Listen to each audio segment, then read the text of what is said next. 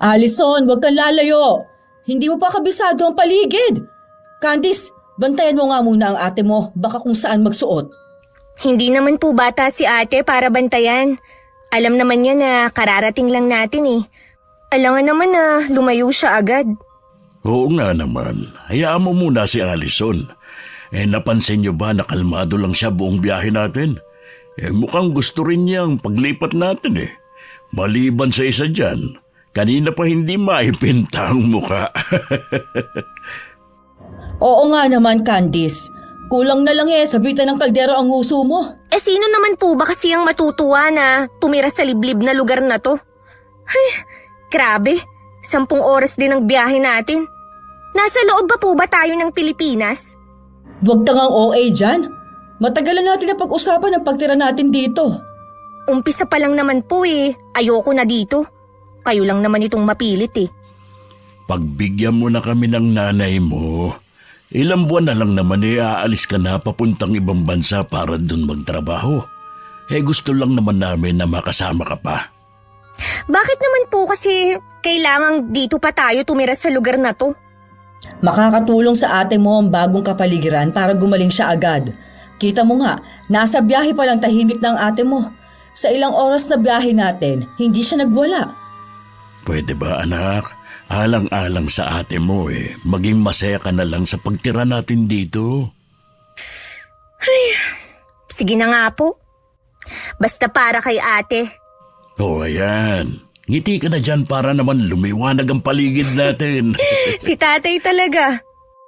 Hindi ko na makita si Allison. Saan kaya nagsuot ng batang yon? Teka nga lang at hahanapin ko lang siya. Ako na lang po ang maghahanap kay ate. Gusto ko rin namang malibot ang paligid ng buong bahay. O sige, bumalik agad kayo magkapatid ha. Hi Miss Gwen. Ako si Candice, 26, dalaga at may trabaho. Kasalukuyan na nakatira ang buong pamilya namin sa isang malayong probinsya na hindi ko na lamang babanggitin ang pangalan ng lugar. Sa lugar kasi na yun nag-umpisa ang kababalaghan na naranasan namin na gusto kong ibahagi sa channel nyo. Ang bahay na yun na nabili lamang sa murang halaga ng aking ama. 5 taon nang nakakalipas. Ay nako, nandito ka lang pala ate. Kanina ka pa hinahanap ni nanay eh. Tayo nang bumalik. Mamaya na. Gusto ko munang mag-ikot-ikot. Gusto ko makabisado ang paligid eh. O sige, sasamahan na kita. Ay, kung hindi lang sa naglalakihang mga puno hindi sana nakakatakot ang lugar na ito. Ganitong lugar naman ang gusto ko. Yung probinsya ang dating. Nasa probinsya naman talaga tayo eh. May mga probinsya na ako napuntahan pero hindi katulad nito. Siguradong makukuba agad si tatay sa pagwawalis. Tingnan mo naman, ang kapal na ng mga dahon sa lupa.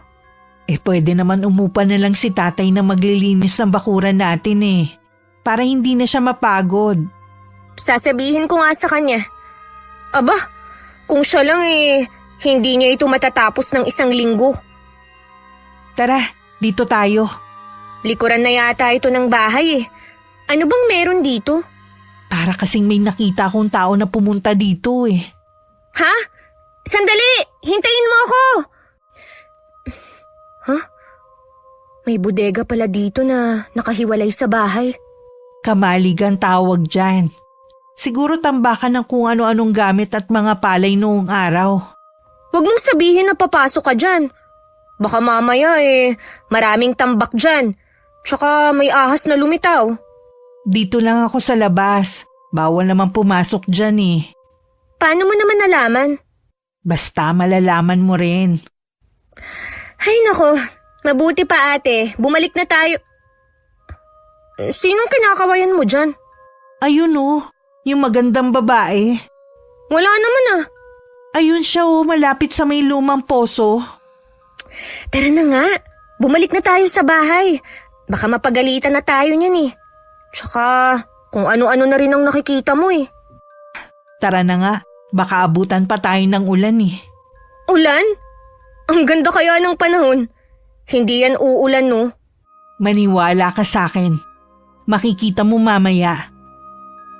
Si Ate Allison ang dahilan kung bakit naisip ng mga magulang namin na dito tumira sa malayong probinsya. Maagang nag-asawa ang kapatid ko dahil nabuntis siya habang nag-aaral. Yun nga lang 7 buwan na siyang buntis na makunan. Dahil malayo ang bahay na tinitirhan nila mag-asawa, hindi namin nalalaman na kalbaryo na pala ang dinadanas niya sa asawa niya at pamilya nito. Ginawa na nga siyang alila, sinasaktan pa siya ng asawa. Lingid din sa amin noon, ilang beses na rin pala siyang nakunan. Ang matinding dagok na nangyari sa kanya yung ipagpalit pa siya sa ibang babae. Doon na siya bumigay. Hanggang makaranas na siya ng matinding depresyon. At palagi na lang nagwawala na parang nasisiraan ng bait. Saan ba kayo nakarating na mag-ate? Susundan ko na sana kayo eh. Diyan lang po sa may likod ng bahay. Tay, may nakita pala kami doon na kamalig. Mukhang maayos pa naman sa labas. Hindi ko lang po alam yung loob. Hindi na kasi kami pumasok eh. Baka mamaya may mga ahas dun. Bibisitahin ko na lang sa ibang araw. Itong loob muna ng bahay ang ayusin natin. Malinis na naman. Amoy luma lang talaga. Sabi naman di ba ng caretaker ipapalinis niya bago natin lipatan. Ilan po ang kwarto ng bahay na ito? 2 sa taas at 1 naman dito sa baba na malapit sa kusina. Magkasama pa rin kayo sa isang kwarto ng ate mo, ha? Grabe, lumang-luma na po talaga ang buong bahay. Hindi ba ito babagsak? Matitibay ang sinaunang bahay. Swerte ko nga ako nakabili sa bahay na ito. Umakyat na po si ate. Susundan ko na muna siya. Yung kwarto niyo pala yung nasa kanan. Opo, aayusin ko na rin ang mga gamit namin ni ate. Pako, parang ang layo naman ng itsura ng bahay na ipinakita sa atin sa litrato. Tama si Candice, sobrang luma na ang bahay na ito. Siguro matagal nang nakuna ng litrato ang bahay na ito at yun ang pinakita sa atin ng caretaker. Di ba kapag ganitong lumang bahay pinamamahay na ng multo? Ilang taon na daw bang wala nakatira dito? Sinabi ba sa'yo? Umiral na naman niyang pagkaduwag mo. Walang multo, kaya alisin mo yan sa isip mo. Huwag mo ring mabanggit-banggit yan sa mga anak natin. Baka matakot na naman sila. Hindi ko talaga maiwasang kilabutan pagpasok pa lang natin. Sana nga tama ang desisyon mo na bilhin ng bahay na ito. Makakatulong ang lugar na ito para makalimutan ni Allison ang mapait niyang sinapit sa gago niyang asawa. Nasaan na nga pala ang dating may-ari ng bahay nito? Sabi nung caretaker, nasa ibang bansa na lahat kaya nga daw napagdesisyonan ng ibenta na lang itong bahay. Parang biglang dumilim sa labas Ang ganda pala ng panahon kanina Parang uulan na. Umuulan na nga! Blessing ang ibig sabihin yan. Magandang araw ng pagkakalipat natin dito. Salamat din at hindi tayo sa daan inabot. Oo nga, hindi ko pa naman kabisado ang papunta rito. Sana naman tumila na rin yan mamaya. Nakakapanibago din kasi. Mainit dun sa lugar na inalisan natin tapos dito maulan. Malalaman natin bukas kung magiging maulan pa rin o pa-welcome lang talaga ito sa atin. Kasalukuyan kong inaayos ang mga damit namin ng ate ko sa kabinet nang biglang bumuhos ang malakas na ulan. Hindi ko maiwasan na mamangha at napatingin ako kay ate na blanko ang ekspresyon ng muka habang nakatingin sa labas ng bintana. Mula nang magkasakit siya, nawalan na rin ng buhay ang mga mata niya. Hindi na siya ang dating masayahin na kapatid ko. Kapag naaalala ko ang ginawa ng dati niyang asawa, nakakaramdam pa rin ako ng matinding galit. Ate, nagkatotoo nga ang sinabi mo na uulan. Yung magandang babae nagsabi sa akin na uulan ngayon. Ganito raw kasi dito. Tigilan mo na nga ate ang kakasabi mo ng magandang babae. Baka marinig ka ni inay. Alam mo naman na matatakutin yun. Totoo naman ang sinasabi ko Mabuti pa, inumin mo na lang ang gamot mo. Baka napagod ka lang sa biyahe natin. Kaya kung ano-ano ang nakikita mo. Alam ko na mahirap paniwalaan pero totoo ang sinasabi ko. Noon pa naman nakakakita na ako ng mga hindi nating kauri at mga ligaw na kaluluwa. Hindi ko lang sinasabi sa inyo dahil ayokong isipin nyo na nababaliw ako. Sa tingin ko, gusto mo nga ang lugar na to. Mula kasi sa biyahe at hanggang ngayon kalmado ka lang. Gusto ko naman talagang gumaling para hindi na kayo nag-aalala sa akin. Ginagawa nyo na kasi kung bata minsan Tama yan, te. Tulungan mo rin gumaling ang sarili mo. Basta, nandito lang kami para sa'yo. Alam ko naman yun. Kaya nagpapasalamat talaga ako sa inyo dahil lahat ginagawa nyo. Ay, lumalamig na ang loob ng kwarto. Mabuti pa, isara na natin ang bintana. Wag muna. Gusto ko kasing panoorin ng ulan. O sige, basta, huwag ka lang lalapit sa may bintana. Itutuloy ko lang ang pagliligpit ko sa iba pa nating gamit. Marami ka pa bang ililigpit? Gusto mo tulungan na kita? Kaya ko na ito, ate. Sumandal ka na lang dyan. Masarap matulog kapag ganyang malamig. Papanoorin ko na lang ang ulan habang may ginagawa ka dyan. Sa inalisan natin laging mainit. Ano kaya ang klima dito? Sabi daw ng itay, baka daw malamig. Sana nga. Tumagal din ang ulan. Nang sulyapan ko si Ate Allison, inaantok na siya. Kaya naman inalalayan ko na siyang mahiga hanggang sa makatulog na siya. Nang matapos ako sa pagliligpit, lumabas muna ako ng kwarto. Para alamin ang ginagawa ng mga magulang namin sa baba. Naabutan ko si Inay sa may kusina na nagluluto. Tutulong sana ako pero tumanggi siya. Ang ate mo, Iniwan ko po siyang natutulog. Si itay po. kaalis lang niya, pupunta ng bayan. Mamimili siya ng mga kailangan natin dito sa bahay. Nay, wala po ba kayong nararamdaman na kakaiba sa bahay na to? Wala naman, maliban sa nakakapanibago. Dahil ang layo ng lugar na ito sa dati nating tinirhan. Doon kasi, umaga pa lang maingay na. Malamang dito hanggang gabi tahimik. Sana naman, mababait ang mga taga rito. Ang mga taga-probinsya naman likas na sa kanila ang pagiging mabait. Nay, ano pa po ang alam niyo sa bahay na ito? Hindi ba kayo nagtataka na sa laki ng bahay na ito mura lang nabili ni itay? At natawaran pa niya. Ang pagkakaalam ko kasi nasa ibang bansa na ang may-ari nito. Kaya siguro ibinenta na dahil wala nang balak bumalik pa. Alam mo naman ang itay nyo, mahilig sa lumang bahay at mga gamit. Kaya hindi na niya ito pinakawalan pa. Hindi po ba kaya mainip kayo? Lalo na si itay? Hindi pa naman sanay yun sa walang ginagawa. Sabi niya, plano daw niya magtanim-tanim ng gulay o di kaya mag-alaga ng mga hayop. Hindi naman po sanay si itay sa mga ganong gawain Malay mo naman matutunan niya rin. Nandito naman ako para tulungan siya. Siya nga pala, nung nakausap mo ang tiya Greta mo, anong reaksyon niya nang malaman na dito na tayo titira? Nagulat po, syempre. Pero ipinaliwanag ko naman po na para kay Ate Allison ang ginawa niyo ng itay. Nagkakalit na naman nga Naalala na naman niya kasi ang nangyari kay ate. Ay, walang dapat sisihin kundi ako. Kung nakinig sana ako sa kanya at sa tatay mo, baka hindi yun sinapit ng ate mo.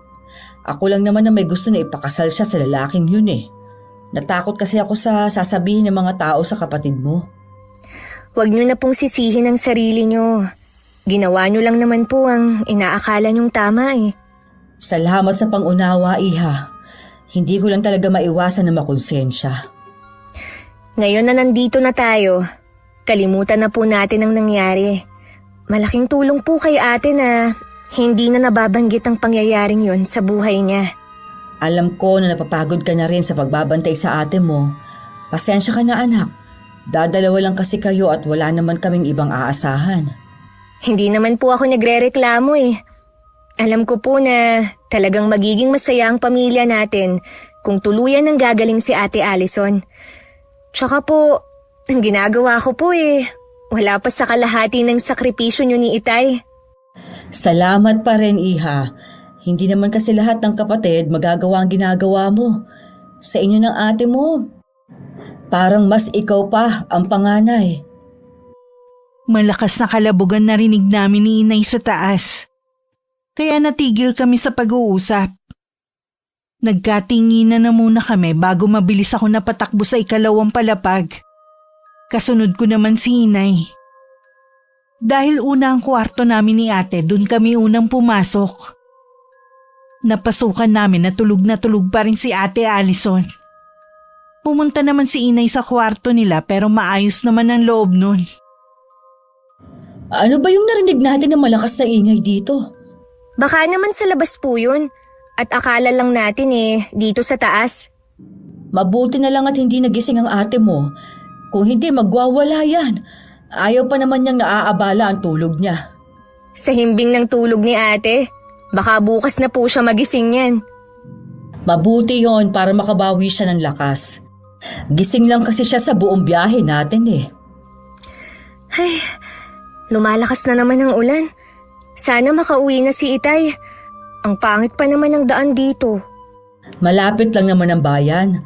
Parating na rin yun. Kaunti lang naman daw ang bibilihin niya Tara na po muna sa baba. Baka magising pa si ate kung dito tayo mag-uusap.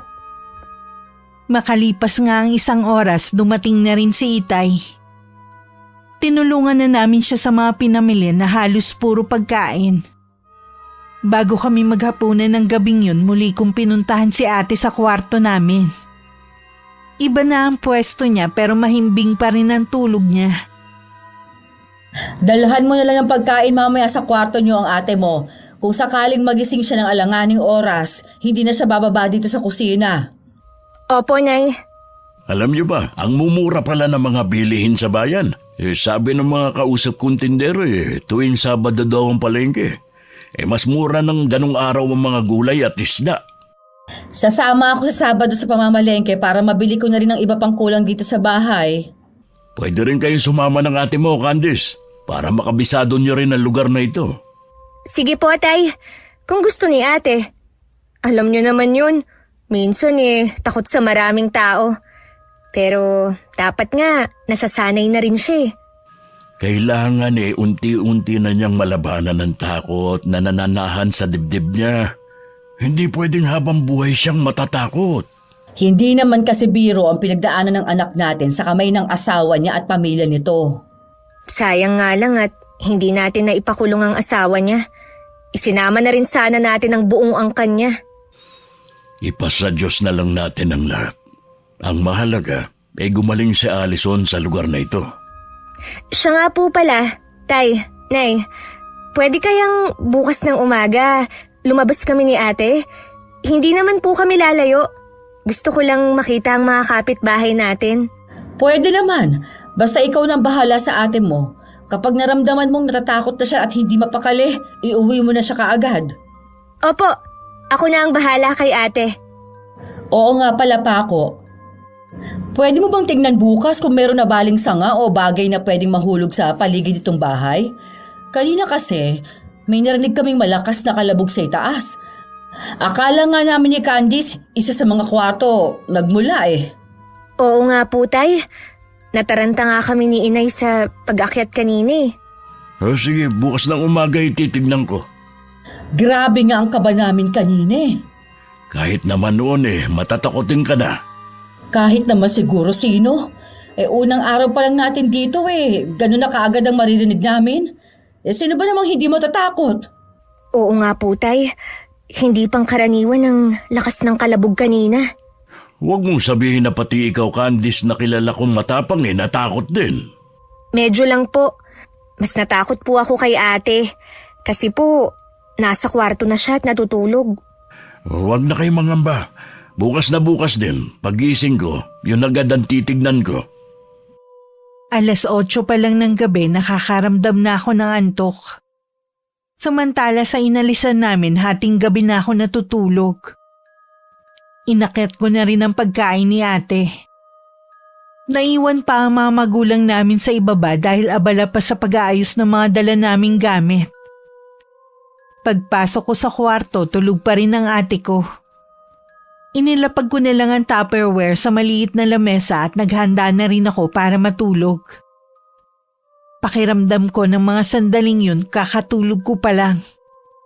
Pero parang may puwersang gumigising na sa akin. Dahan-dahan akong dumilat. At nagulat pa ako na mabungaran ko si Ate Allison na titig sa akin. Bigla tuloy ako napabangon. Ate? Kanina ka pa ba gising? Anong oras na ba? 3:00 pa lang na madaling araw. Nagugutom ka ba? May pagkain dito oh. Kumain ka muna. Kanina pa nga ako nagugutom eh. Napahaba yata ang tulog ko. Mabuti nga yun. Para nakapahinga ka. Alalahanin mo. Ngayon ka lang ulit bumabawi ng tulog. Sa palagay mo kaya makakahanap ako ng trabaho sa lugar na to? Gusto mo na bang magtrabaho? Oo sana. Para makatulong sa inyo. Ayoko na kasing maging pabigat eh. Makakapagtrabaho ka rin ulit. Kapag siguro tuluyan ka ng gumaling at nagbigay na ng go signal ang doktor na tumitingin sa'yo. Naiinip na kasi ko eh. Sa tingin ko naman kaya ko na. Sabihin natin kay nanay ang gusto mo. Ay, siya nga pala. Mamaya, maglakad-lakad tayo para makita natin ang mga kapitbahay. Sige ba? Candice, kailan nga pala ang alis mo? Hinihintay ko pa ang sasabihin ni Tia Greta. Alam mo naman, siya ang nakakaalam. Tsaka, siya daw ang magpapadala ng pera na pang-ayos ng mga papeles ko. Kapag nandun ka na, wag mo kaming kalilimutan ha. Oo naman. Gusto ko rin na sulitin na magkasama pa tayo. Baka kasi kapag nandun na ako matagal pa bago ako makabalik. Pangako ko sa'yo bago ka umalis, magaling na ako. Ate, isa ka sa dahilan kung bakit gusto kong makapagtrabaho din sa ibang bansa. Gusto ko na tuloy-tuloy lang ang gamutan mo. Tsaka gusto ko kayong mabigyan ng magandang buhay na pamilya ko. Sana madala mo rin kami doon. Isa rin yan sa pangarap ko. Ang madala ko kayo doon para magkasama-sama na tayo doon. Kasama si Tia Greta. Ipagdadasal ko lagi na sana matupad lahat ng pangarap mo. Salamat ate ha. Tsaka, sana doon ka na rin makapag-asawa. Ngumiti lang ako kay ate. Nagpatuloy naman siya sa pagkain niya. Alam kong gagaling pa ang kapatid ko. Pero sabi ng doktor na tumitingin sa kanya, hindi na daw magbabago ang kondisyon ni ate. Tuwing meron daw magpapaalala sa nangyari sa kanya, pwedeng bumalik ang sakit niya. Kahit tinaantok pa dahil hindi na rin naman bumalik sa pagkakatulog si ate, sinamahan ko na lang siya hanggang lumiwanag. Nauna pa nga kaming bumangon at bumaba kaysa kay inay. Ang aga namang gumising ng mga tao dito, no? Sa kaya sila pupunta? Ganyan yata ang mga taga-probinsya. Maaga kasi silang pumupunta sa bukid. Ang sarap ng hangin at tahimik pa. Tara, maglakad-lakad pa tayo doon. Huwag kang magmadali ate. Hintayin mo ko. Marami pa naman tayong oras Gusto kong malibot ang buong baryo na to. Makaya kaya natin? Hindi ko alam. Hindi naman kasi natin alam kung gaano kalawak ang baryo na to. Kakaiba matitig sa atin ng mga tao. Hindi ka ba natatakot? Natural lang ang tingin nila sa atin. Bago lang kasi tayo dito Magandang umaga po sa inyo. Batiin na lang natin sila. Mukha nga silang mababait. Lahat naman sila bumabati sa atin at ngumingiti pa. Kailangan nating maging palakaibigan sa kanila. Lalo na't dayo lang tayo dito. Oo nga Teka, napapalayo na yata tayo. Wala nang mga bahay dito Napasarap ang paglalakad-lakad natin. Mabuti pa, umuwi na tayo. Baka nakaluto na si inay ng almusal natin. Tsaka iinom ka pa nga pala ng gamot mo. Sige, unahan tayong makauwi sa bahay. Ate, hintayin mo ako! Huwag kang tumakbo! Ang daya mo naman. Porke alam mong mabagal akong tumakbo eh. Bilisan mo na kasi para matagtag yan taba mo. Ikaw talaga. Ang taba ko na naman ang nakita mo. Totoo naman eh. Binilisan ko pa ang takbo para makahabol kay ate. Pero sadyang mabilis siya. Palibasa kasi mas payat siya sa akin. Sa di kalayuan nakatanaw naman sa amin ng isang matandang babae na nakasuot ng itim na damit. At nakatakip din ng itim na tela ang buong mukha. Pagdating sa bahay, tawa pa ng tawa ang kapatid ko. Nagtataka namang nakatingin ang mga magulang namin. Saan ba kayo nakarating sa paglalakad-lakad ninyo? Papunta na po yatang gubat yun. Kasi wala nang bahayan eh. Natutuwa naman kami at masaya ang ate mo. Paano po kasi? Tumakbo siya pa uwi. Tuwang-tuwa siya na maiwan ako. Mula pagkabata natin, lampakan na talaga. Hindi mo na talaga ako matalo pagdating sa takbuhan. Sadya lang talaga na mabilis ka kumpara sa akin. Sumasali ka pa nga sa mga kompetisyon ng track and field nun eh. Well, dapat pala tuwing umaga nagja-jogging kayong magkapatid. Mainam yun na exercise sa umaga. Lalakas pa resistensya nyo. Oo nga po parang gusto ko yan. Bukas ulit, Candice ha. Huwag kang mag-alala, hindi na kita iiwan. Sige ba? Para mabawasan ng tabako. Nahihirapan na rin kasi akong kumilos eh. Mabuti pa dumito na kayo sa hapag. Nakahanda ng almusal natin. Ang bango naman, nagutom ako bigla. Pwede na kaya akong magkape? Gatas lang muna sa'yo, Iha. Alam mo naman na bawal pa sa'yo ang kape. Namimiss ko na kasi ang uminom ng kape sa umaga Pati yung mga nakasanayan ko ng pagkain. Kapag magaling ka na at sinabi na ng doktor na pwede mo nang kainin lahat ng gusto mo, papayagan naman kita. Bakit ba puro doktor na lang ang naririnig ko sa inyo? Para bang siya na lang ang nagpapatakbo ng buhay ko. Para naman sa kabutihan mo ang lahat ng ginagawa namin. Kaya kami sumusunod sa lahat ng sinasabi niya. Alam mo kung gaano ka namin kamahal. Oo nga naman, anak. Sa Sabado pupunta kami sa bayan. Sumama kayo ng kapatid mo. Bilhin mo kung ano mga gusto mo na hindi pinagbabawal sa'yo. Sige po, sasama kami. O siya, kumain na tayo. Masama ang pinaghihintay ang grasya. Huwag ka nang malungkot, ate. Pabalik din sa dati ang mga ginagawa mo. Sa ngayon, tiis-tiis ka muna, ha? Tama ang kapatid mo. Sige na nga po. Susundin ko na lahat ng sinasabi ninyo. Damihan mo lagi ang kain, huwag kang tamilmil lagi. Minsan po kasi parang walang lasa ang kinakain ko Siguro dahil sa gamot na iniinom ko. Sa susunod na pagpunta natin sa doktor mo, itatanong ko kung alin sa mga gamot mo ang pwede nang alisin. Sige nga po, Nay. Ayoko na kasi na maraming gamot na iniinom Tuwing umiinom ako, lagi ko naiisip na may sakit pa rin ako. Wala ka naman talagang sakit. Dumadanas ka lang ng depresyon dahil sa nangyari sa'yo.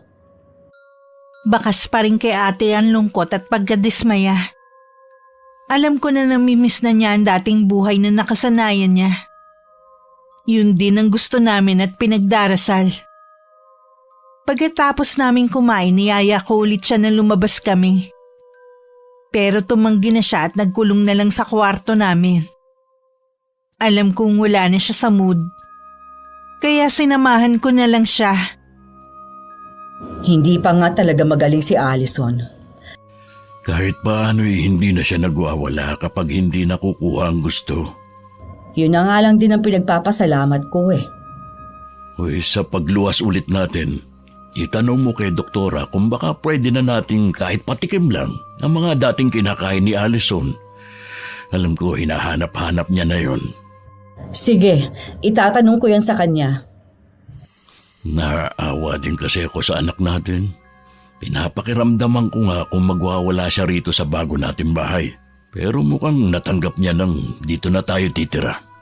Siya nga pala, natingnan mo na ba kung ano yung posibleng bumagsak sa bubong kahapon? Wala naman ako nakita na kahit anong piraso ng kahoy. Kung ganon, ano kayang narinig namin ni Candice? Hindi ko alam. Ay mabuti pa, kalimutan mo na lang yun. Ay, lalabas nga pala ako at magtatanong-tanong sa mga kapitbahay natin. Kung sinong pwede kong upahan sa paglilinis sa labas ng bahay. O sige, para naman umaliwalas ang buong paligid. Natatakot kasi ako na baka may mga ahas sa paligid eh. Minsan pa naman, nagayayang lumabas si Allison. Sandali lang naman ako. Gusto ko rin makilala mga tao rito. Kailangan natin makipagkaibigan para kung sakaling may kailangan tayo, madali na lang makahingi ng tulong. Madali lang naman sa'yo makuha ang kiliti ng mga tao dahil likas sa'yo ang pagiging palakaibigan. Masarap naman talagang maraming kaibigan eh. Alam ko naman yon. Sige na, lumakad ka na. Tinulungan ko na lang si inay sa paglilinis sa buong bahay. Habang si ate naman hinayaan lang namin sa kwarto. Hindi pa rin bumabalik ng mga sandaling yun si Itay mula sa labas. Dahil sa mga alikabok na kumapit sa akin, bigla akong nangate. Kaya naisip kong maligo na lang muna.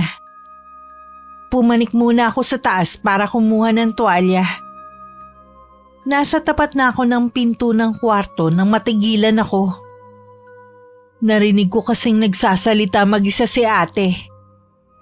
Dahan-dahan kong pinihit ang seradura. Huwag ka na malungkot, hindi ka na mag-iisa dahil may makakasama ka na. Dito na kami titira ng pamilya ko habang buhay. Hindi mo na kailangan matakot.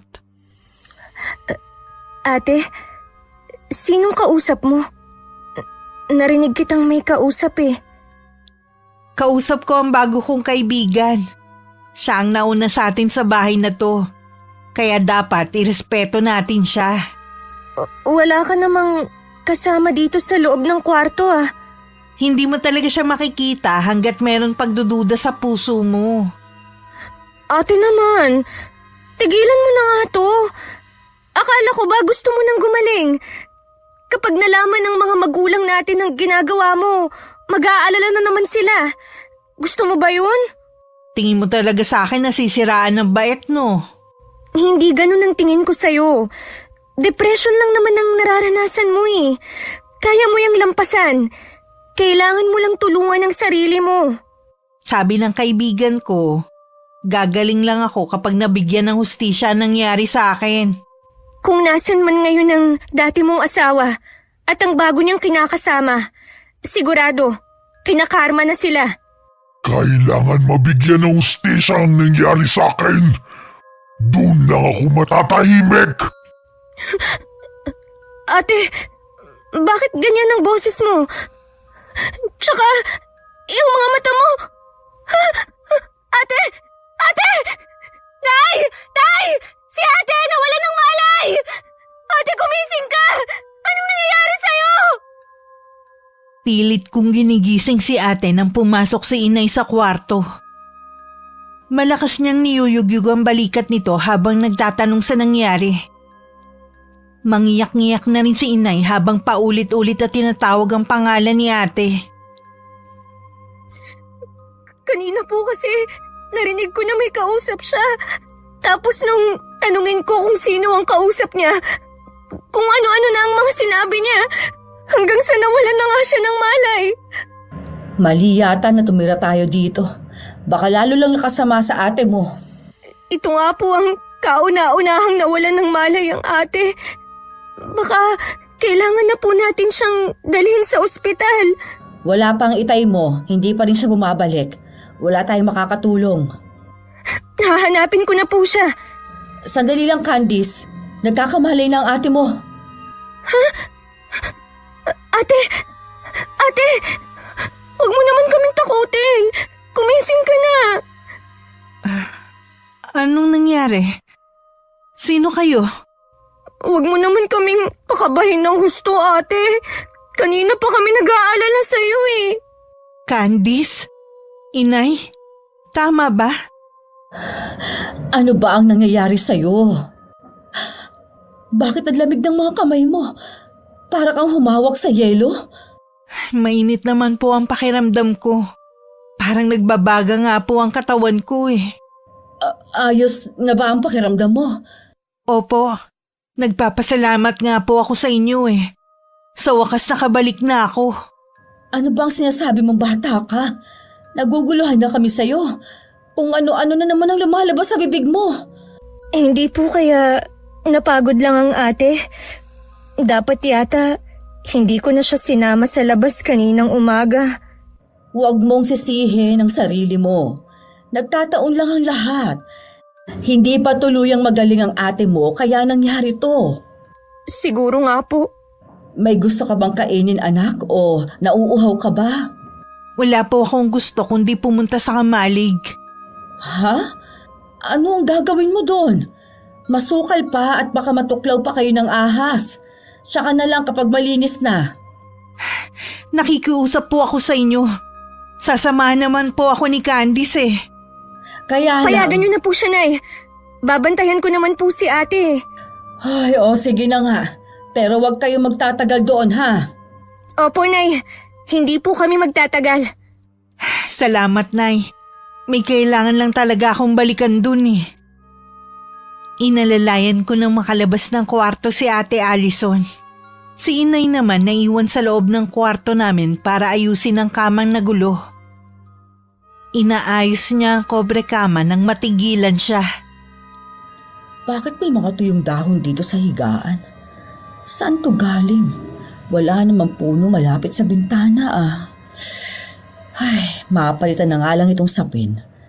Ang dami palang putik. Pagbaba ni Inay, papasok naman si Itay sa may pinto.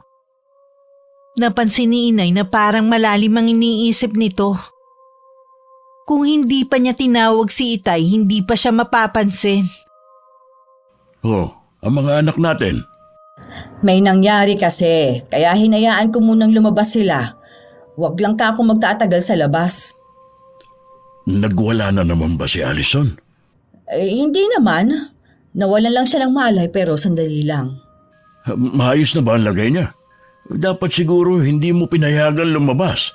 Baka kung saan sila pumunta. Si Candice naman daw ang bahala sa ate niya. Tsaka okay naman na siya eh. May kakaiba nga lang siyang sinasabi na parang naguguluhan kami. Ano nga palang nangyari sa lakad mo? May nakita ka bang pwedeng upahan na maglinis?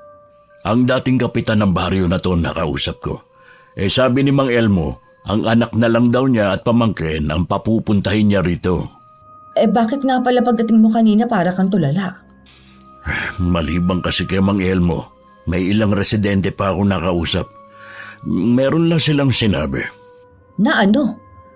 Tungkol ba sa bahay na ito? Hindi ko kasi alam kung paano sasabihin sa'yo eh.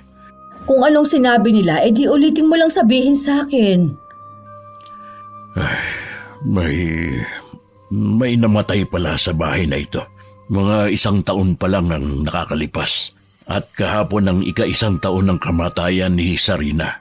Iyon ang pangalan ng babaeng pinatay rito. Ay, akala ko ba matagal na itong binibenta at wala nang nakatira dito.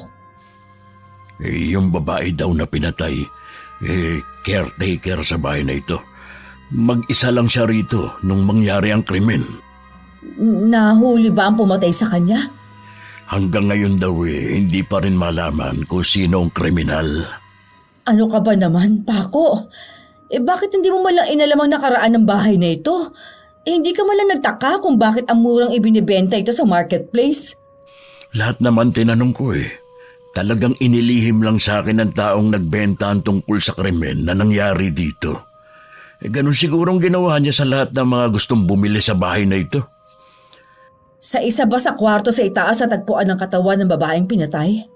Hindi naman daw dito sa loob ng bahay pinatay ang caretaker, kundi sa kamalig. Kahit na doon, nangyari pa rin ang krimen dito sa lupang binili natin. Kamalig ka mo? Diyos ko, Paco. Doon pumunta ang mga anak natin. Mabuti pa sundan natin sila. Anong ginagawa nila roon?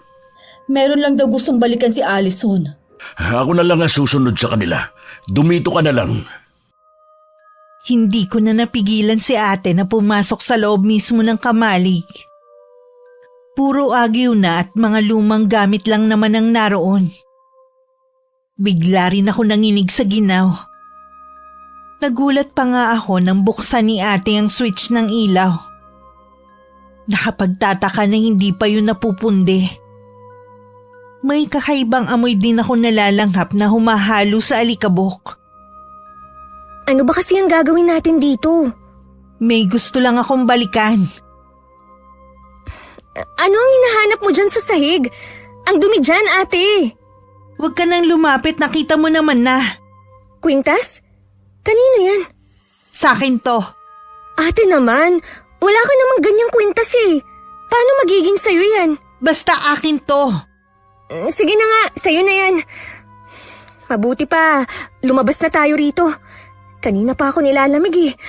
Tsaka, ang baho dito. Patay na daga yata yun. O sige, umuwi na tayo. Baka maabutan pa tayo ni Itay dito. Pagalitan pa tayo nun. Ako na lang ang nagpatay ng ilaw habang nauna na sa paglabas si ate. Habang nakasunod ako, napansin kong wala siyang anino. Hindi naman ako makakilos sa kinatatayuan ko. At sinulyapan ko rin ang sarili kong anino. Siguro naramdaman ni ate na hindi ako sumusunod kaya lumingon siya. O bakit? Ha? Kasi yung anino mo, nawawala. Alison! Candice! Si Itay! Ay, anong ginagawa niyo rito? Meron lang po kaming tiningnan, Itay. Pauwi na rin po kami sa bahay. Mula ngayon, ayokong makikita kayo na gumagawi sa lugar na to, ha? Maliwanag ba? Bakit naman po, Tay? Tsaka ako na ipaliliwanag. Basta sumunod na lang kayo. Mauna ka na, Alison, sa paglalakad. Nakahanap na po ba kayo ng maglilinis? Eh, papupuntahin na lang daw ni Mang Elmo ang anak at pamangkin niya. Si Eman. Ha? Ano sabi mo? Wala po, Tay. Sana po malinis na to. Masyado na po kasing masukal eh. Oo nga. Kaya naghahanap ako ng taong maglilinis. Hanggang makauwi, naging tahimik na ako. Hindi rin nakaligtas sa akin ng pangalan na binanggit ni ate. Pagdating, itinuloy ko na lang ang naudlot kong paliligo kanina. Samantalang si ate nagkulong na naman sa kwarto namin. Nang sumunod na araw, kapansin-pansin ang kakaibang ikinikilos ni ate. Lagi siya maagang gumigising para magluto ng almusal. Wala rin tigil ang paglilinis niya sa buong bahay, na dati naman hindi niya ginagawa, kahit sa dati naming tinitirhan. Pakiramdam ko ibang tao si Alison. Hindi na siya ang anak natin. Ano bang sinasabi mo dyan? Hindi mo ba nakikita ang pagbabago niya? Alam naman natin na hindi siya nagluluto. Pero ang galing niya magluto ngayon.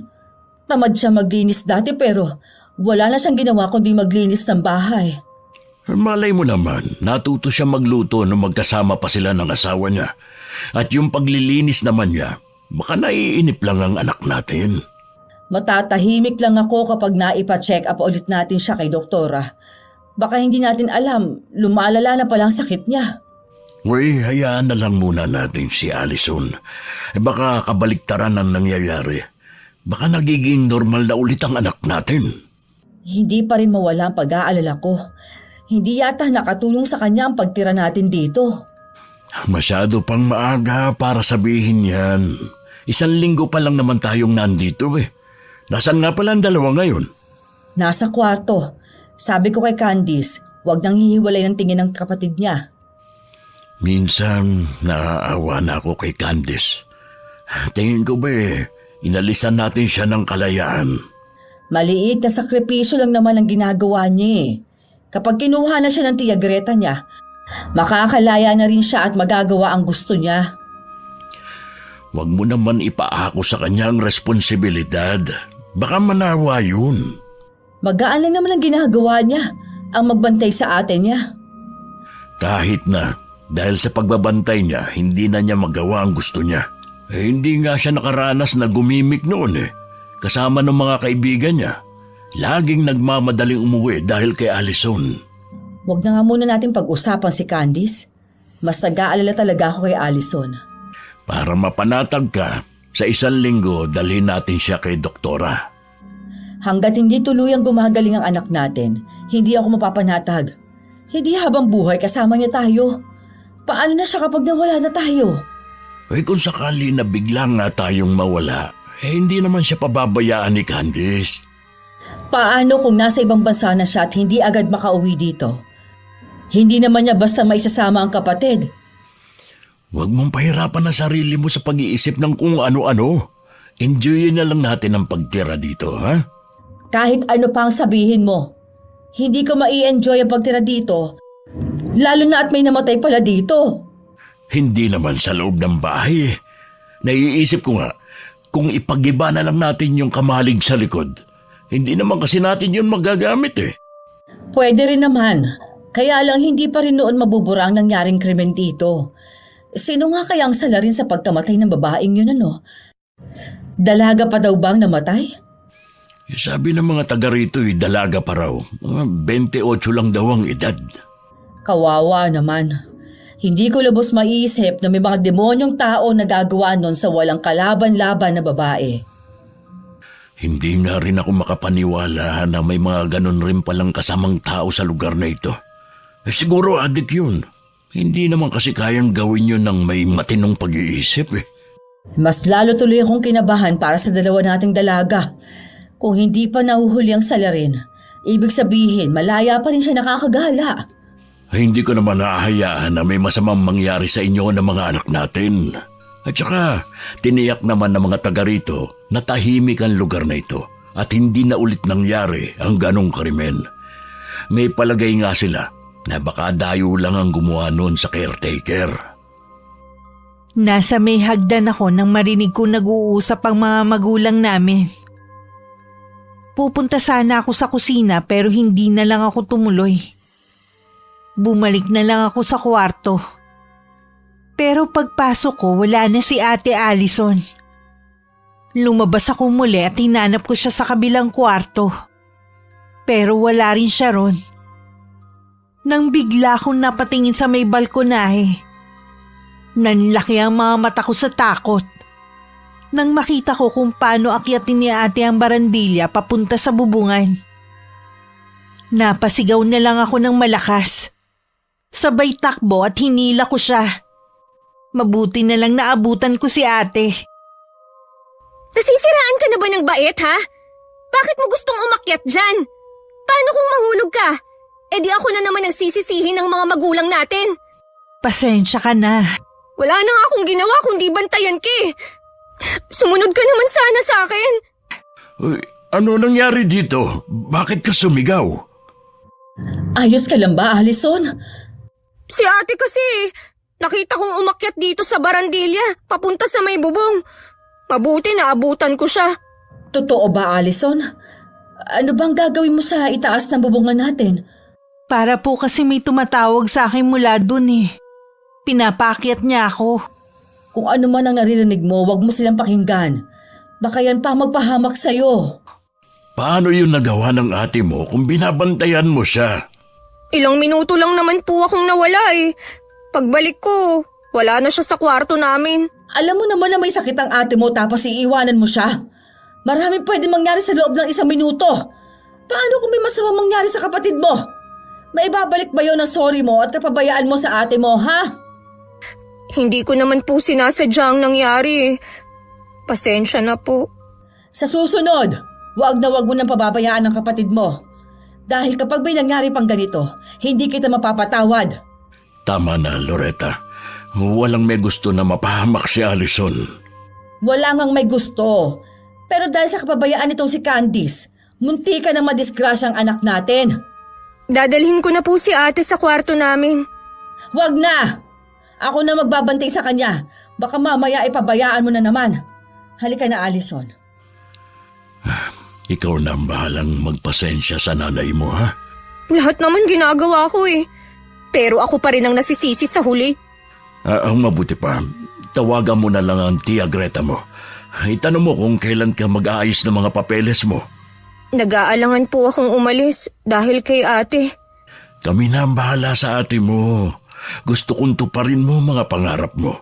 Gawin mo magpapasaya sa'yo. Magagawa mo lang yun kung hindi mo kami kasama. Sa inyo po talaga ni nanay. Kayo ang mas nakakaintindi sa akin. Pareho ko kayong mahal ng ate mo. Hindi mo kasalanan ang nangyari sa kanya. Ayoko na mapako ka na lang sa pagbabantay sa kanya.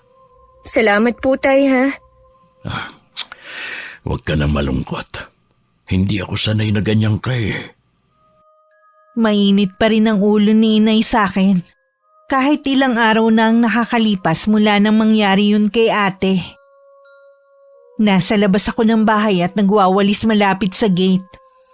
Nang makita ko ang isang matandang babae na nakatayo doon. Sa pag-aakalang pulubi yun na nanghihingi, lumapit ako para itanong ang gusto. May kailangan po kayo? Kayo pala ang bago may-ari ng bahay na yan. Alam niyo ba na may namatay dyan? Ho? May namatay sa bahay namin? Sino po ba kayo? Sigurado akong alam ng mga magulang mo ang kwento sa bahay na yan. Manang, sino po ba kayo? Bakit alam niyo ang nangyari sa bahay na ito? Sarina, ikaw nga ba yan? Sino po ang tinitingnan niyo? Si Ate Allison po siya. Ang kapatid ko. Kapatid mo siya? Isang malaking pagkakamali ang pagtira niyo sa bahay na ito. Umalis na kayo bago mahuli ang lahat. Sandali lang po, Manang! Huwag po muna kayong umalis! May itatanong pa po ako sa inyo! Candice, sino ang kausap mo? Hindi ko po nakuha ang pangalan niya eh. Pero sabi niya, meron daw pong namatay sa bahay na ito. Totoo po ba, Tay? Oo, yeah. Ayon sa mga nakausap kong mga residente, may pinatay nga rito. At natagpuan ang katawan niya sa may kamalig. Hindi po ba tayo aalis sa bahay na ito? Alam niyo na po pala eh. Walang dahilan para umalis tayo sa bahay na ito. Pero Tay, hindi ba kayo natatakot kahit na alam natin na may pinatay dito? Paano kapag nalaman ni ate? Huwag mong babanggitin sa ate mo. Baka lalong lumala ang kondisyon niya. Sa dami naman kasi ng bahay na pwede niyong bilhin, ito pa talaga. Maliban sa malayo na at luma, nalaman pa natin na may pinatay pala rito. Akala ko nga naka-jackpot na ako sa pagbili sa bahay na ito. Huli na nang malaman kong pangyayari dito. Tay, ano po ang pangalan ng babaeng pinatay rito? Sarina. Sarina ang pangalan niya. Caretaker siya ng bahay na ito. Nag-iisa lang siya noon at maulan nung mangyari ang krimen. Kaya walang nakarinig sa mga sigaw niya. Kaano-ano kaya nung matandang babae si Sarina? Nabanggit niya kasi ang pangalan noon nung makita si ate sa balkonahe. Siguro kaanak siya. Para po kasing ang dami niyang alam eh. Saan kaya ang bahay niya? Huwag mo sabihin na balak mo siyang hanapin. May gusto lang po akong itanong sa kanya. Alam na natin lahat. Wala nang dahilan para hanapin ang taong yun. Pero Tay, Kung tapos ka na sa ginagawa mo dito sa labas, pumasok ka na sa loob ng bahay. susunod na po ako sa inyo, Tay. Nang makapasok si Itay, tsaka ako tumingin sa may balkonahe sa taas. Naglalakad na rin papasok si ate. Aalisin ko na sana ang tingin ko sa kanya nang bigla ko natigilan. Muli kong tinitigan si ate. Partikular na ang alon-alon at mahaba niyang buhok. Makailang beses ko pang kinusot ang mga mata ko. Hindi naman mahaba at alon-alon ang buhok ni ate ah. Wala sa loob na napaantanda pa ako at saka pumasok na sa loob ng bahay. Hanggang nung mga sandaling yun, hindi pa rin ako hinahayaan ni inay na lumapit kay ate. Kaya naman ako muna ang nakatoka sa kusina at sa iba pang gawain sa bahay. Isang umaga naisipan kong maglakad-lakad sa labas. Sa di kalayuan nakita ko yung matandang babae na nakausap ko noon. Dala ng kuryosidad sinundan ko siya hanggang sa kubo niya malapit na sa gubat. Hindi pa man ako nakakapagdesisyon kung kakatok, bumukas na agad ang pinto. Pasensya na po kung sinundan ko kayo hanggang dito. Alam ko na marami kang gustong malaman. Tumuloy ka muna. Huwag ka matakot. Wala akong gagawin sa'yo masama. Salamat po sa pagpapatuloy nyo. Ako nga po pala si Candice. Aling... Tawagin mo na lang akong Aling Lydia. Isa sa mga araw na to Maririnig mo rin naman sa mga taga rito ang tungkol sa akin.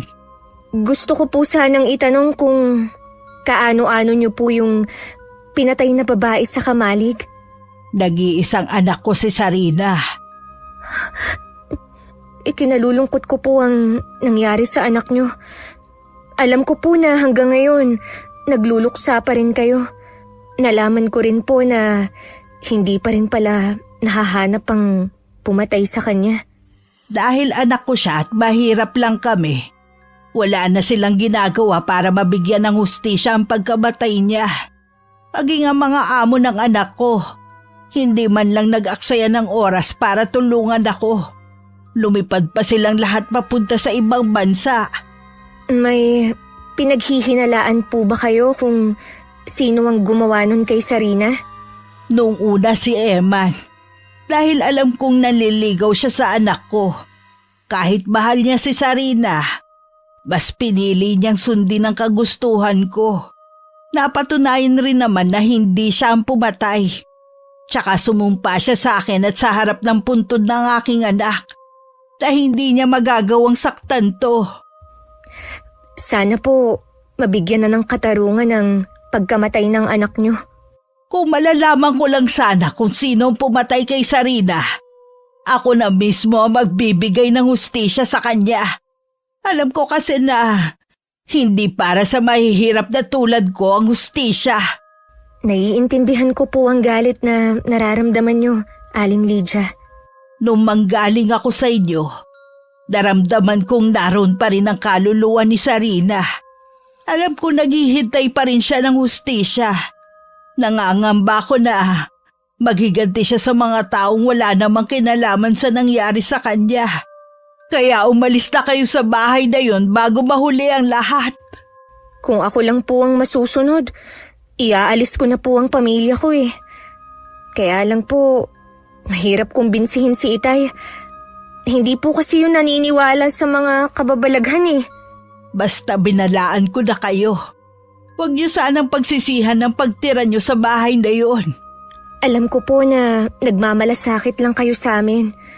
Susubukan ko pa rin na kausapin ang mga magulang ko.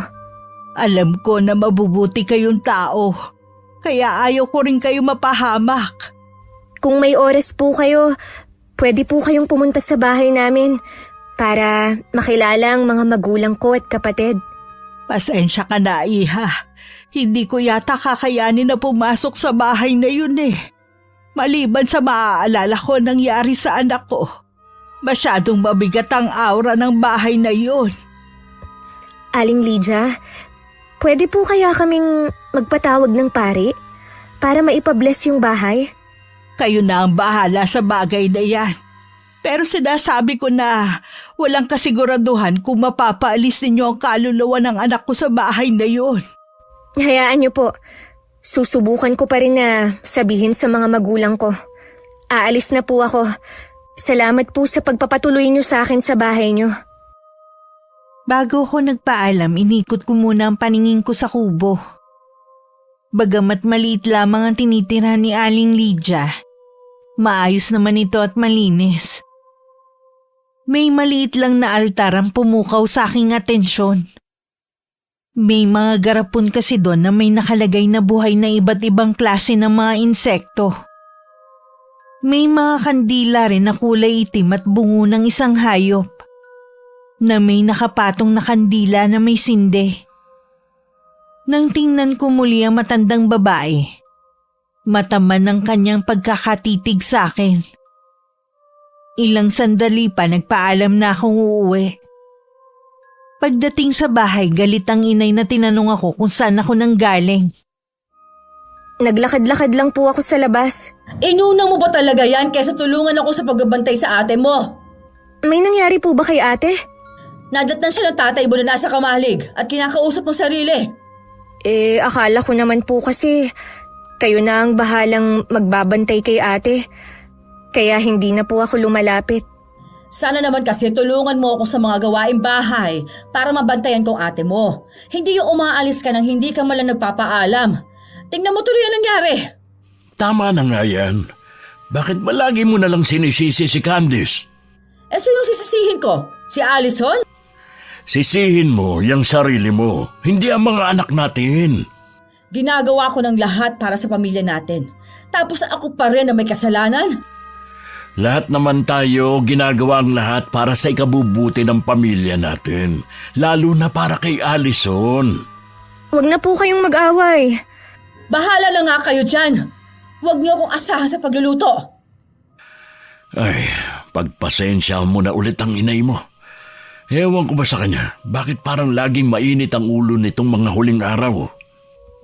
Tay, kailangan na po nating umalis sa bahay na ito bago mahuli ang lahat. Hindi pa rin matahimik ang kaluluwa ni Sarina. Baka sa paghahanap niya ng hustisya sa nangyari sa kanya, sa atin siya maghiganti. Ano ba sinasabi mong bata ka, ha? Nakausap ko po mismo ang nanay ni Sarina. Siya po ang nagsabi sa akin ng lahat. Nakikiusap po ako sa inyo. Umalis na tayo rito bago pa may mapahamak na isa sa atin. Hindi tayo aalis dito. Wala na tayong babalikan pa sa inalisan natin. Dito ko na lahat inilagay ang perang naipon ko. Sana maintindihan mo, anak. At saka, huwag kang ngang maniniwala sa sinasabi ng nanay ng Sarina na yun. Hihintayin niyo po ba na may masaktan sa atin? Walang masasaktan ni isa sa inyo, narinig mo? Magtiwala ka lang sa akin. May tiwala naman po ako sa inyo. Pero hindi sa pwedeng mangyari dito. Mag-iisip ako ng paraan para walang gumambala sa atin. Huwag mo lang hilingin na umalis tayo sa bahay na ito. Napilitan na lang akong tumango kay Itay. Inutusan na rin niya ako na ituloy ang ginagawa ni Inay. Hindi pa man ako nakakahakbang papuntang kusina, narinig na namin ang malakas na sigaw ni Inay sa kwarto. Nagmamadali kaming umakyat at pumasok. Naabutan namin na umiiyak si Inay at may tinuturo sa malaking salamin. Pagtingin naman namin doon, refleksyon lang ni ate ang nakita namin. Maniwala kayo. May nakita akong babae sa salamin. Puno ng dugo ang damit niya tapos yung leeg walang tigil sa pag-agos ng dugo. Ay, tingin ko pagod lang yan, kaya kung ano-anong nakikita mo. Kung totoo yung sinasabi mo, bakit hindi naman natakot si Allison? Yun na nga ang pinagtataka ko. Wala naman ng mga oras na yun si Allison na magpakita yung babae. Tinatakot mo lang ang sarili mo, pati ang mga anak natin. Pareho na yata kayo ni Allison na may sakit eh. Bahala ka kung ayaw maniwala. Pero sigurado ako sa nakita ko. Hindi kaya tay, nag-uumpisa ng magparamdam si Sarina? Ano ang sinasabi mo? Nakausap ko kasi ang nanay ni Sarina, yung babaeng pinatay sa kamalig. Sabi po niya, kailangan nating umalis dito dahil nandito pa ang kaluluwa ng anak niya. Sinabihan na kita, Candice, na huwag kang maniwala sa babaeng yun. Baka hanggang ngayon nagdadalamhati pa rin siya, kaya gusto lang niyang mandamay. Babaliwalain mo na lang bang babala sa atin, ha? Dahil ayaw mo umalis sa bahay na ito? Akala ko kami ang uunahin mo, ha? Sige, kapag ba umalis tayo sa lugar na ito, may pupuntahan ba tayo, ha? Anong gusto mo? Makitira tayo sa kamag-anak? Ang inaalala ko lang naman ang kaligtasan natin eh. Magpapatawag ako ng pare para mabendisyonan ng buong bahay. Alis na muna ako ngayon. Paano kung hindi umubra yan, ha?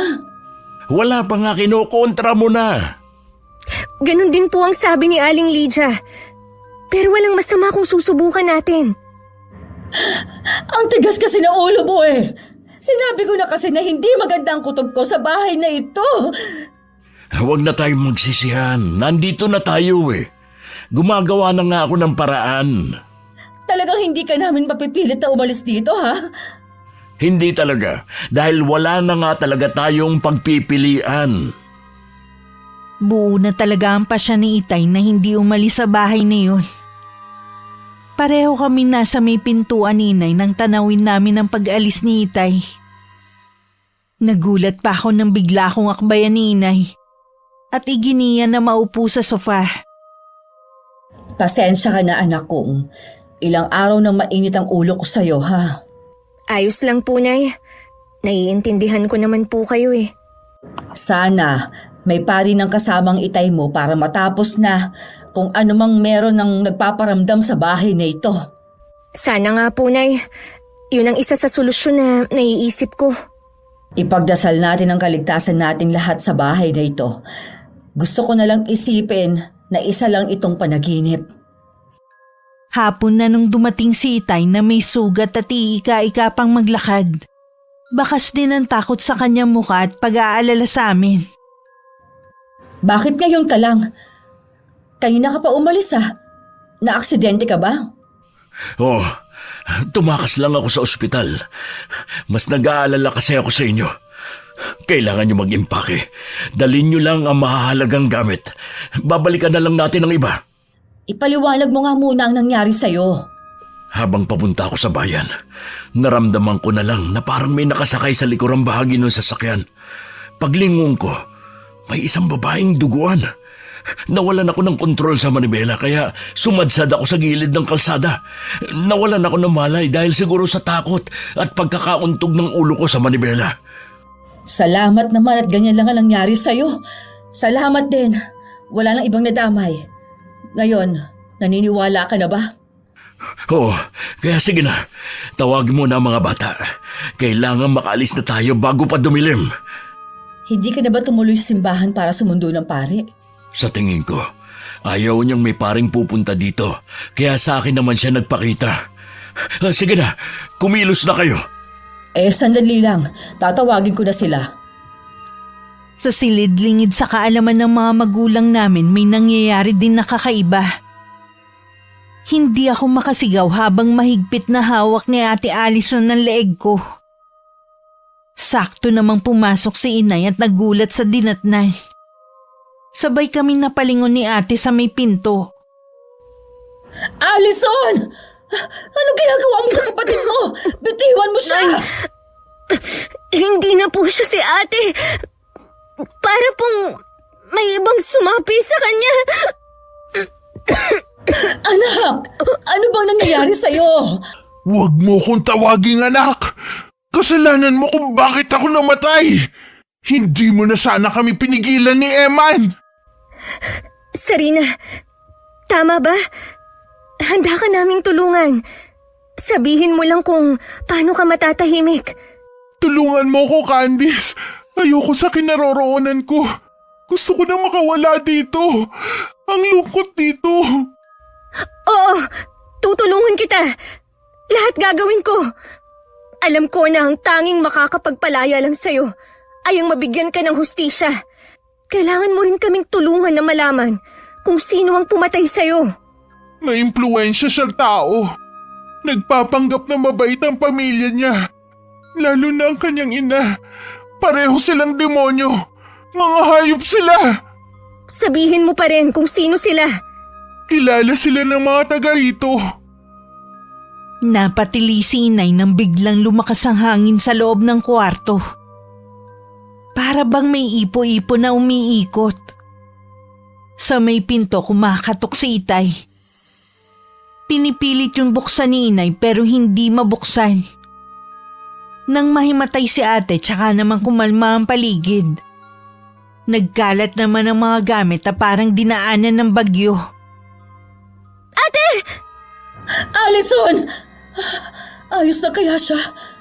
Nawalan lang po siya ng malay. Ano nangyari dito? Ayos lang ba kay lahat? Sumanib kay Allison ang kaluluwa ng babae.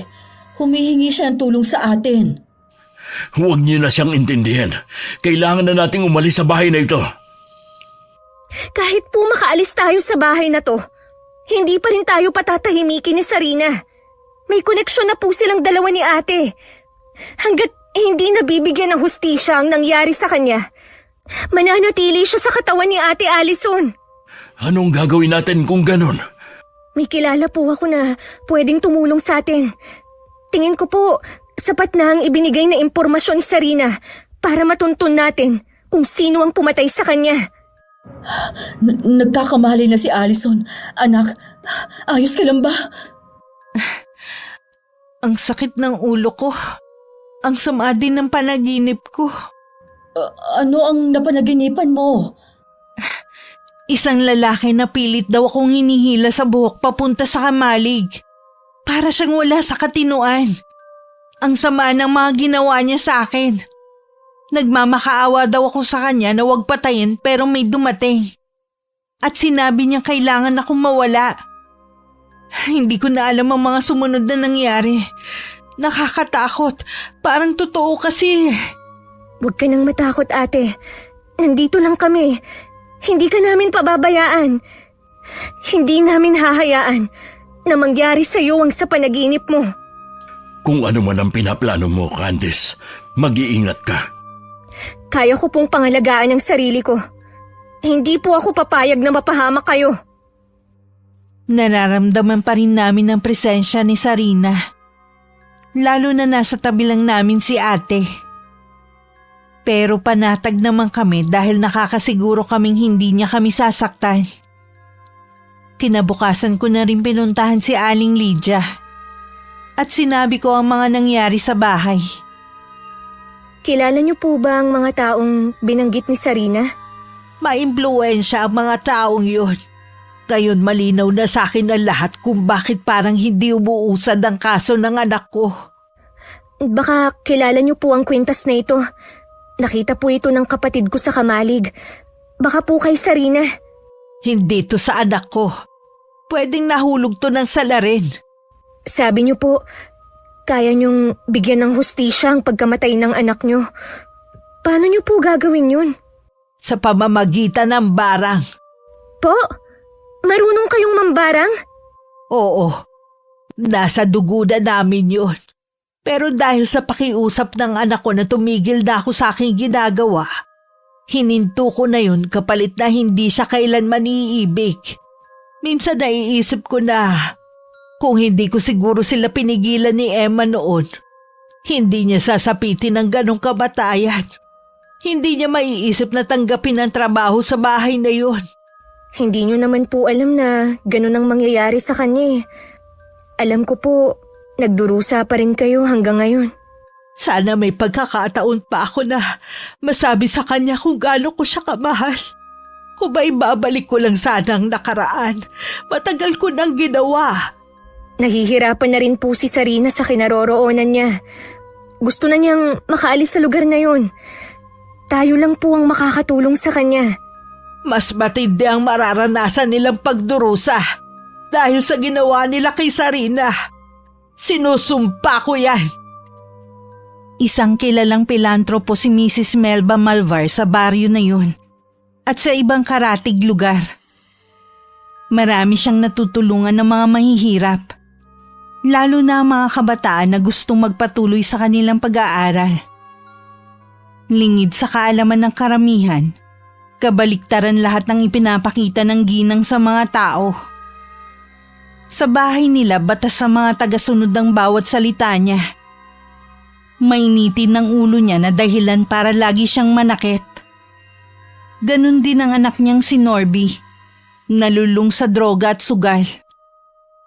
Dahil sa pera ng pamilya, kaya nagagawang pagtakpan ng mga ginagawa niyang mali. Sila po pala ang mga taong walang awang pumatay kay Sarina. Mukhang mahal na mahal po sila ng mga tao. Magaling sila magpanggap sa harapan ng nakararami. Ngayon nyo na po ba isasagawa ang plano nyo?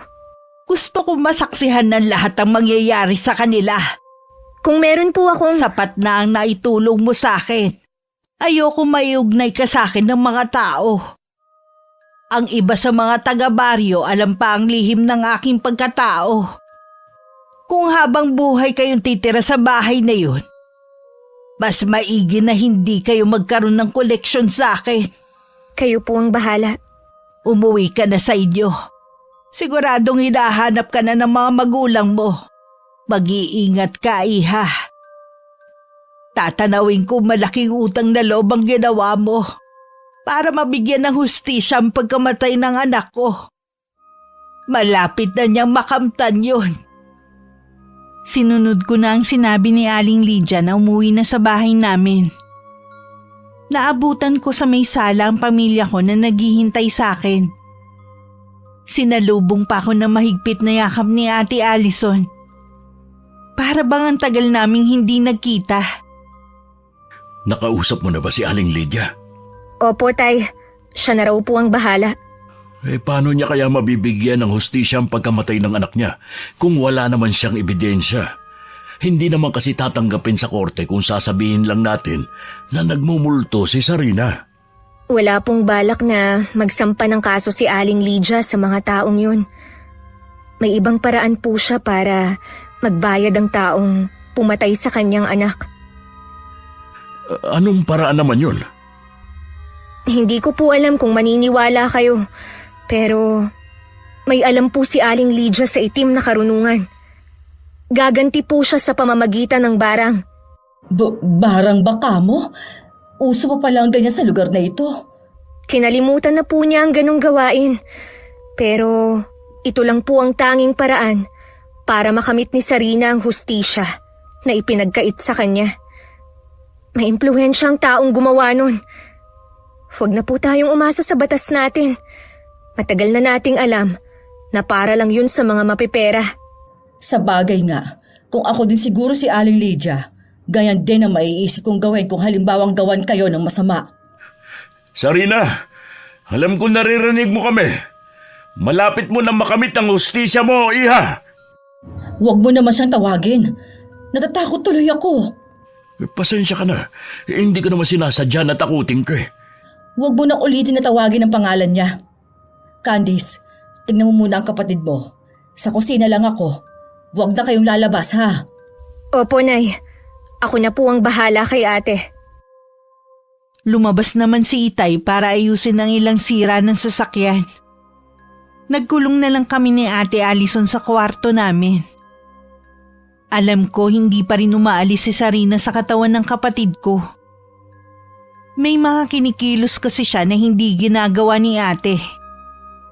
Kaya naman naisip kong kausapin siya bilang si Sarina. Nung tawagin ko siya, lumingon naman agad siya sa akin. Nung nandun ako sa bahay niyo, nakita ko ang ilang litrato mo sa dingding. Medyo kahawig mo nga talaga si Ate Allison. Mahaba at alun-alun lang ang buhok mo. Samantalang si ate, maiksi. Siyempre, pareho kayong maganda. Kumusta si Inay? Araw-araw kanyang hinahanap-hanap. Hanggang ngayon, nangungulila pa rin siya sa'yo. Sinisisi rin niya ang sarili niya sa nangyari sa'yo. Sana raw, hindi na niya tinutulan ng pagmamahalan niyo ni Emma noon. Baka daw, hindi mo sinapit ang malagim na pangyayari na yan. Mahal na mahal ko ang inay. Oo, nagalit ako at nagrebelde sa kanya. Kaya kahit ayaw niya, tinanggap ko ang trabaho bilang caretaker ng bahay na to. Para makalayo sa kanya. Hindi ko akalain na hindi na pala kami magkikita. Sarina, patawarin mo na ang nanay mo. At ganun din ang sarili mo. Pareho niyong hindi ginusto ang nangyari. Gusto ko mayakap muli ang inay ko sa huling pagkakataon. Alam ko na yun din ang hiling niya. Salamat, Candice. Mabuti na lang matapang ka. Kung hindi, mananatiling misteryo ang pagkamatay ko. Baka tuluyan na rin mabaon ng hustisya para sa akin. Mas nananaig kasi sa akin ang kagustuhan kong tumulong kesa takot. Niyakap ko pa si ate. Medyo gininaw pa ako dahil malamig pa rin ang katawan niya. Na para siyang galing sa loob ng freezer. Samantala sa labas ng bahay ni Aling Lydia, naghahanda na siya sa gagawing ritual. Nasa lupa na rin ang mga garapon na kinalalagyan ng mga insekto. Sa madilim na parte, naroon na mga makamandag na ahas na naghihintay lang ng hudyat niya. Hindi makalapit ang mga yun dahil sa ginawa niyang apoy. Matinding paghihirap ang mararanasan yung mag-ina bukas ng hapon. Ipaparamdam ko sa inyo matinding sakit na nawalan ng pinakamamahal na anak. Dahan-dahan kayong mamamatay sa harapan ng maraming tao. Konting tiis na lang, anak. Maipaghihiganti na rin kita.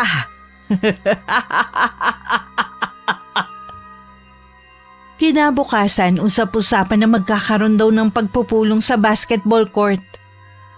Mamimigay daw kasi ng mga bigas at konting grocery si Mrs. Malvar. Marami ang natuwa. Maliban sa amin ng pamilya ko. Alam kasi namin na pakitang tao lang ang gagawin nila sa harap ng maraming tao. Pumunta na rin tayo. Nakakahiya kasi kay Mang Elmo na pumunta pa rito para sabihan tayo. Ay sige, para makita ko naman ang mag-inang yon. Sasama rin po ako, Nay. Eh di lahat na tayo pumunta. Huwag lang siguro tayo magtagal. Baka kasi magwala si Allison kapag nakita maraming tao. Nung hapon magkakasama kaming pumunta sa basketball court. Nadatnan naming marami ng mga taong naghihintay. Malapit sa stage, dun kami pinapwesto ni Mang Elmo. Para makita daw namin ang malapitan na mag-ina na ginagalang at minamahal nila. Nang mga sandaling yun, magkaharap naman si Mrs. Malvar at Aling Lydia. Kitang-kita ang pot sa mga mata ng matandang babae para sa kaharap. Walang lihim na hindi nabubunyag. Alam ko na ang anak mo ang pumatay kay Sarina. At ikaw pinagtakpan mo ang krimen niya. Pareho kayong magbabayad na mahal. Magkano bang kailangan mo, tanda, para tumahimik ka lang? Hindi ko kailangan ng pera mo. Buhay niyo mag-ina ang kailangan ko. Hindi mo kami magagalaw sa dami ng mga bantay namin mag-ina. Rod! Mel! Paalisin niyo nga ang matandang... Nawala. Saan siya nagpunta?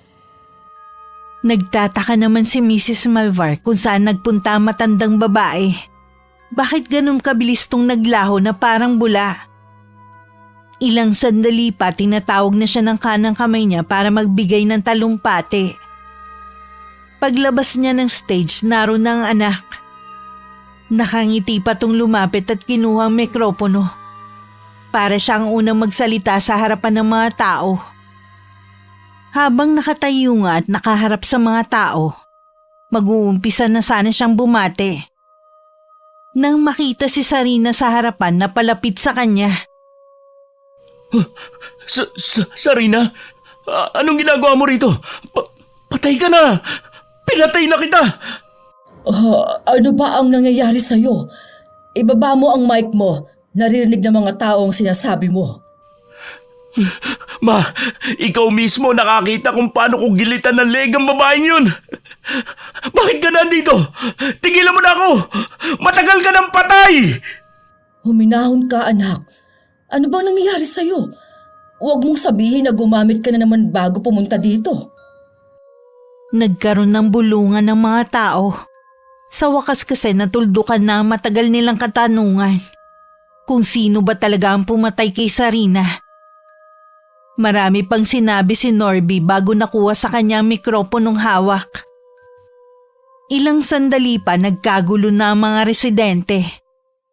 Marami kasing ahas ang papunta sa kinaroroonan ng mag-ina. Bigla ring namanas na parang lobo si Norby. At lumabas sa bibig niya ang napakaraming insekto bago siya natumba. Pagkatapos nilingkis sila ng mga ahas. At saka pinagtututuklaw sa iba't ibang parte ng katawan nila. Sa pagtataka ng mga tao, bukod tanging mag-ina lang ang inatake ng mga yon. Nakakakilabot ang pangyayari kanina. Hanggang ngayon, nagtatayuan pa rin ang balahibo ko sa katawan. Kahit nga ako halos hindi na makilala ang katawan ng mag-ina sa dami ng tuklaw sa kanila ng mga ahas. Naliwanagan na rin ng mga taga rito kung sinong pumatay kay Sarina. Sa mismong bibig na rin ng kriminal ng galing ang ginawa niya. Sa wakas, nabigyan na rin ng hustisya ang pagkamatay ni Sarina. Matatahimik na rin ang kanyang kaluluwa. Siya nga pala, nasaan yung dalawa? Nagpaalam na may pupuntahan lang sila sandali. Hindi ko na rin mapigilang mapaiyak. Habang pinagmamasdan ng pagyakap ni Aling Lydia sa ate ko. Alam kong nagpapaalam na si Sarina sa kanyang ina. Ilang sandali pa nawala na ng malay si ate.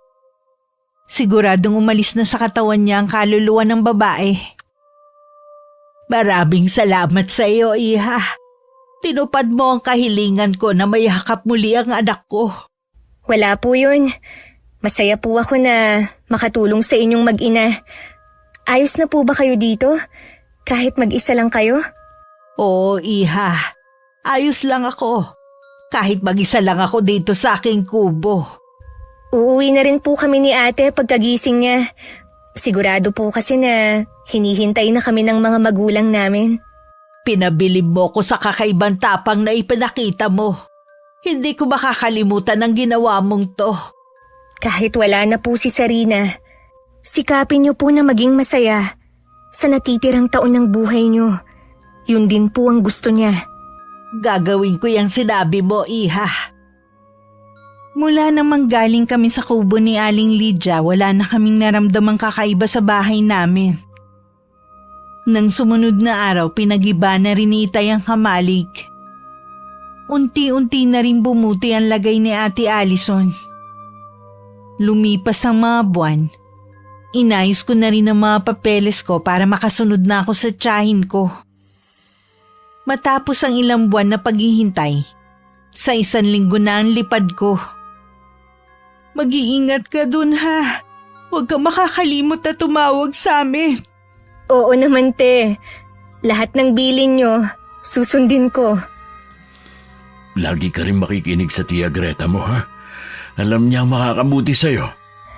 Opo tay, kayo na po ang bahala kay nanay at ate ha. Hindi ko sila pababayaan. Nasabi na yata nila lahat. Basta, mamimiss ka namin lagi.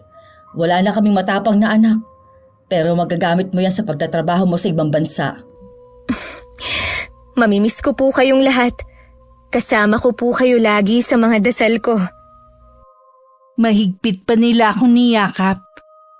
Sa ilang araw pang natitirang kasama ko sila, kumain at namasyal kaming buong pamilya.